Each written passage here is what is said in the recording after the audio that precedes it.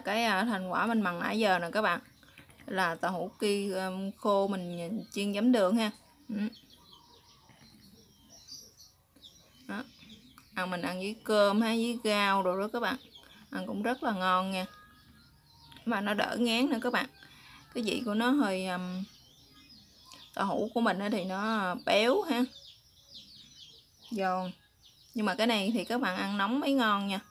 Nó hơi mặn mặn nè, nó hơi chua chua, cũng hơi cay cay nữa các bạn, tại vì mình có ớt ha, ớt là bắc luôn.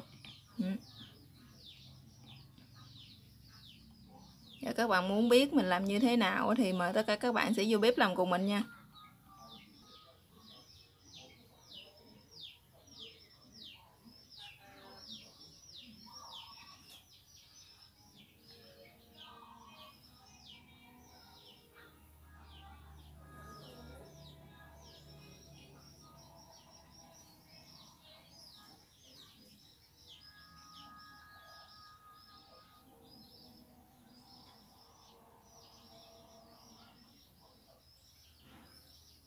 Các bạn, hôm nay mình sẽ chia sẻ với các bạn cái món là tàu hũ ki khô ha.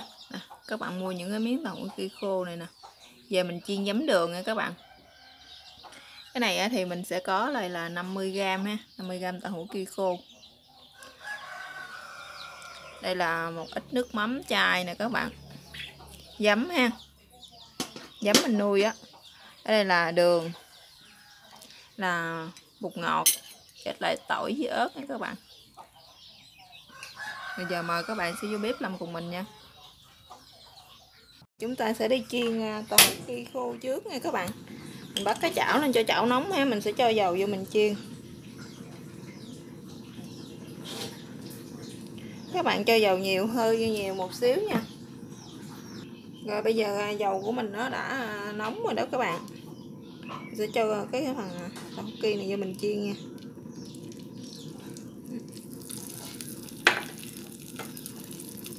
Nãy mình quên nói với các bạn là cái phần tàu hũ ki này á, mình đem mình muối xương nha các bạn.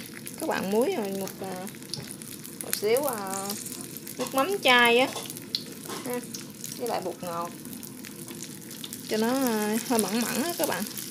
Cho nó một lát nữa mình ướp nó sẽ ngon hơn á, mình chiên với lại giấm đường nó sẽ ngon hơn.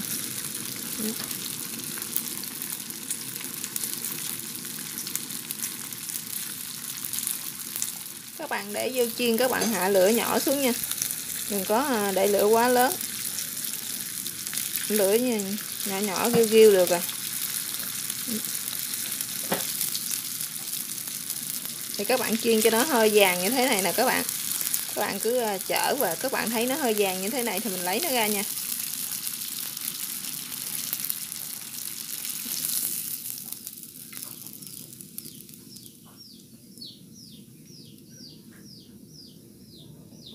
Rồi các bạn chiên cho đến hết cái phần khô này của mình nè.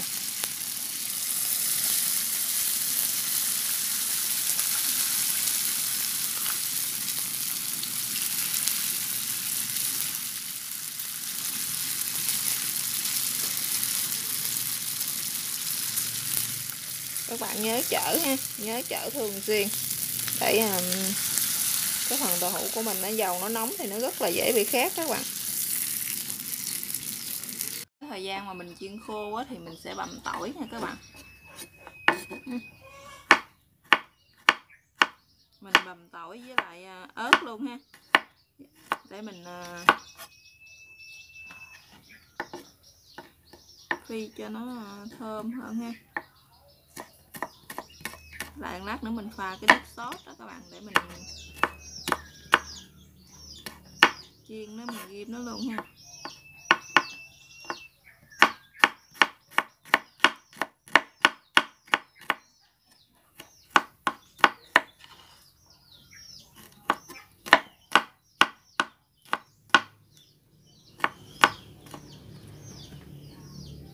Tỏi giờ thì mình đã bằm xong rồi nè các bạn, rồi mình cũng sẽ cắt ớt ra luôn ha.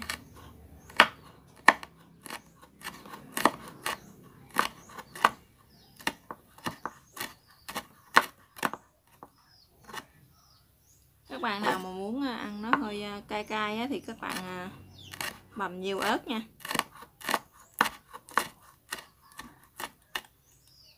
Còn các bạn nào mà không ăn mà thuần chay luôn á thì mình có thể thay tỏi bằng hành boro cũng vẫn được nha các bạn.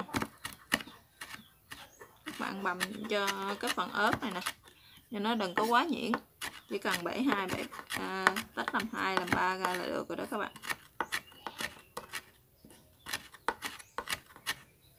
Bạn bằm cho ớt như thế này là được.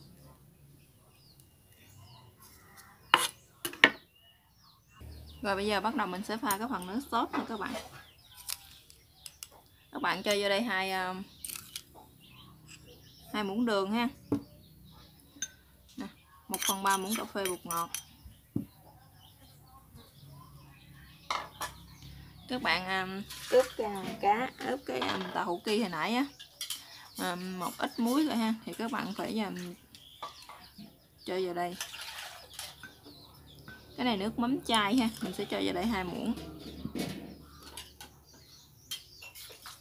Và giấm là các bạn, giấm mình nuôi ha, mình cũng sẽ cho vào đây 2 muỗng.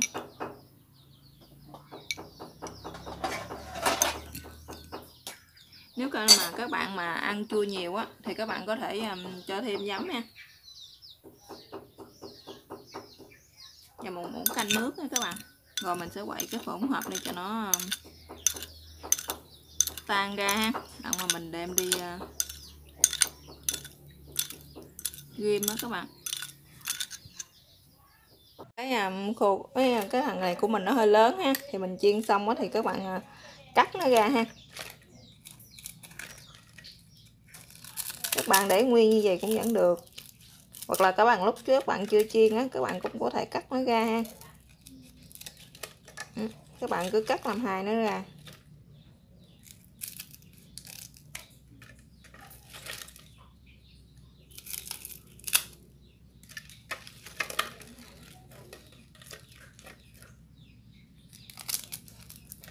Rồi giờ mình đã cắt xong thì bây giờ mình sẽ đem đi ghim thôi. Các bạn, cái chảo mình chiên hồi nãy ha, thì mình đã xớt bớt dầu ra vậy. Các bạn thấy nó đã nóng lại rồi nè các bạn. Thì mình sẽ cho tỏi vô đây ha. Các bạn phi tỏi cho thơm nha.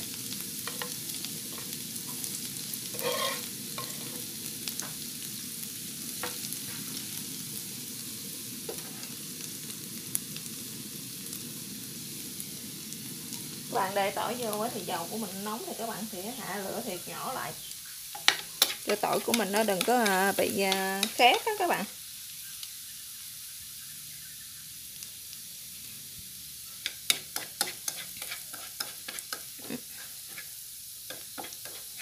Tỏi mình mà nó đã vàng thì mình sẽ cho cái phần hỗn hợp hồi nãy mình quậy vô đây nè các bạn. Để cho nó hết vô đây. Rồi các bạn cứ để cho nó sôi lên ha, cho nó kẹo bớt lại các bạn. Thì mình sẽ cho cái phần tàu hũ ki của mình vô. Rồi bây giờ cái phần nước của mình là các bạn, cái nước sốt này của mình ha, nó đã kẹo lại rồi ha. Bây giờ các bạn nêm thử coi nó vừa ăn chưa nha. Nó vừa ăn rồi các bạn, khẩu vị của mình gì thì nó đã vừa, còn khẩu vị gia đình của các bạn như thế nào thì các bạn có thể gia giảm gia vị theo tùy ý của mỗi gia đình ha. Các bạn thấy nó kẹo lại bớt ha, nên cái màu cũng rất là đẹp. Mình sẽ cho cái phần tàu hũ này vô.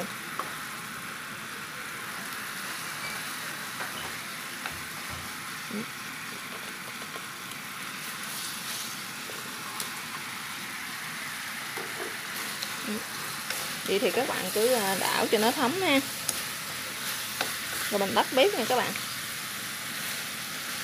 Các bạn chỉ cần đảo cho nó thấm khoảng chừng từ 1 đến 2 phút ha, là cho nó thấm vô đây là được.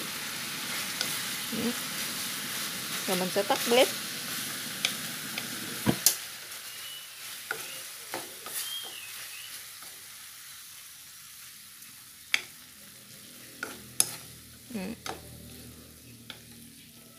Nó đã thấm hết rồi đó các bạn.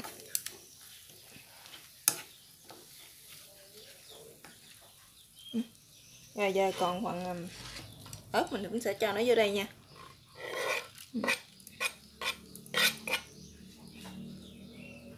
không cần cho nó cay, mình chỉ cần cho nó có cái màu đẹp thôi các bạn.